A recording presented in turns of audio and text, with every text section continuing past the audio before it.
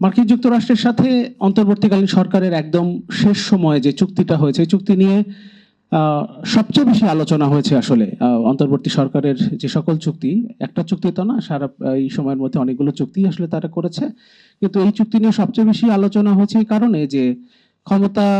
হস্তান্তরের ঠিক কয়েকদিন আগে কেন তড়িঘড়ি করে এই চুক্তিটা করা হলো, এবং চুক্তিটার ব্যাপারে আসলে এই দেশের মানুষ, এমনকি রাজনৈতিক দল যারা আসলে সত্যিকার অর্থে এর স্টেক হোল্ডার, তারাও আসলে এই বিষয়ে জানতো না। যদিও পরবর্তী সময়ে অন্তর্বর্তীকালীন সরকারের পক্ষ থেকে বলা হয়েছে যে তারা